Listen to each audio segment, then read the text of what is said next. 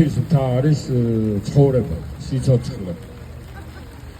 არის თავისუფლება, აი სიმტკიცე, სტაბილურობა, აი გამჭვირვალობა, აი სადაც ყველაზე კარგად ჩანს, თეთრი და შავი, ტყუანი და მართალი, ყველაფერი ხელის გულზეა.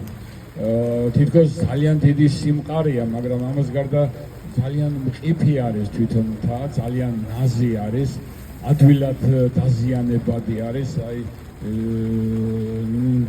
ადვილად შეიძლება დაიმსხვრეს თუ სწორად არ მოვეკეცით, თუ რაღაც არ დავფიქრდით ჩვენს მოქმედებაზე, ჩვენს საქციელზე და ჩემის აზრით ყველაფერი კარგი ისე მთიდან იწყება.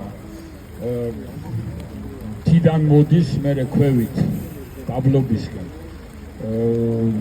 ხშირად მithქვამს ხოლმე ჩემი ნება რო იყოს თითქმის იძულება არ მიყვარს საერთოდ, მაგრამ აი თავიდან იძულებითაც კი შეიძლება წაიყვანო კაცი მთაში, რომ ერთი კვირა მაინც იცხოვროს, რომ თავისი თავი რეალურად დაინახოს, გარდა თავის და დაინახოს გვერდით ყოფი, უფრო კარგად შეიგრძნოს, აი ყველაფრის ფასი, ყველაფრის გემო, სუნი, აი ყველაფრის შეხება და ერთი კვირის მერე შეიძლება ბევრმა თავიდან დაბადებულად იგრძნოს თავი.